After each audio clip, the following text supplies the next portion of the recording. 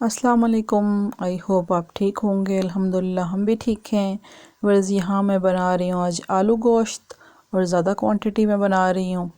सबसे पहले मैंने 4.5 किलो गोश्त ले लिया था, जो एक दिन पहले मैंने धो के इसको फ्रीज़ कर लिया था। इसके अंदर मैंने शामिल किया है 2 किलो प्याज मोटा मोटा काट के, 3 अदद जो पूरे लहसुन हैं उनको छील के वो मैंने शामिल किए थे। और गोश्त व्यूअर्स ये मटन है, आलू गोश्त जिसका मैं बना रही हूँ।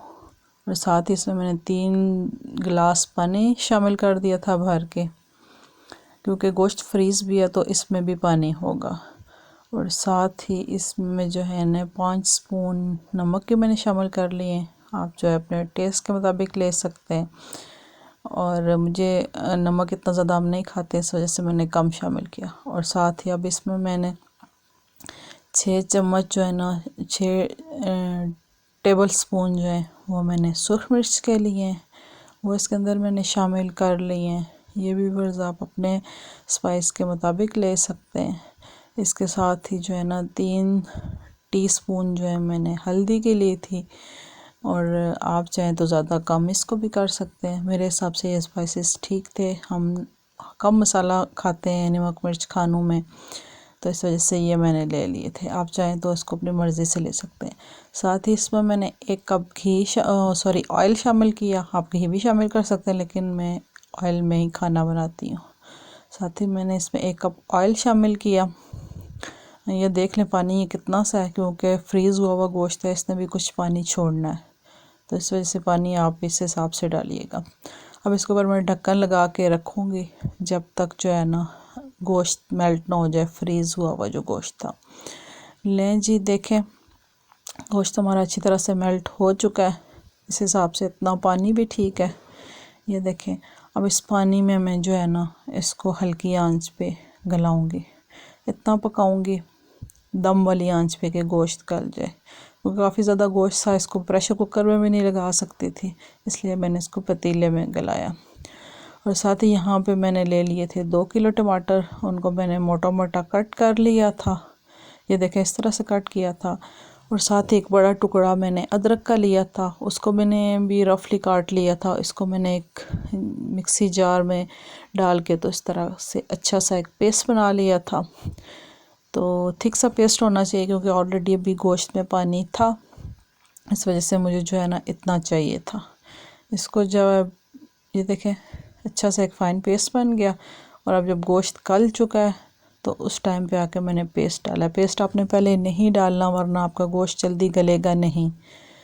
जब गोश्त गल जाए तो फिर उसमें पेस्ट शामिल करना है। पेस्ट शामिल करके इसको हम अच्छी तरह से मिक्स कर लेंगे, और उस टाइम तक पकाएंगे जब तक पेस्ट जो है ना खुश्क होके अच्छा मसाला ना बन जाए। ये देखें बहुत ही अच्छा सा जो है ना मसाला बन गया। इस टाइम पे आके इसमें मैंने 2 किलो आलू जो हैं मोटे मोटे काट के वो इसमें डाले थे, और इसके अंदर डाल के मैंने इसको अच्छी तरह से भून लिया था। बस खाने का टेस्ट ही तब आता है जब आप अपने हांडी जो है ख़ास तौर पे गोश्त चिकन वगैरह जो होता है उसको अच्छी तरह से ना भूनें। अच्छी तरह से इसको भूनना, तब तक इसको भूनना है जब तक जो है ना इसका ऑयल ऊपर ना आ जाए। मैंने इसको अच्छी तरह से भुना था। ये देखें आपको नज़र भी आ रहा होगा कि ऑयल अब अच्छी तरह से ऊपर आ गया है, और इस टाइम पे जो खुशबू भी आ रही है वो बड़ी ज़बरदस्त थी जो है ना। ये ज़्यादा क्वांटिटी में मैंने बनाया था, क्योंकि मुझे सबको खाने पे इनवाइट करना था, इसलिए आलू गोश्त में बनाया था, और इसकी वीडियो ही मैंने सिर्फ शूट की थी। ये देखें मैंने इसको अच्छी तरह से जो है ना भून लिया है।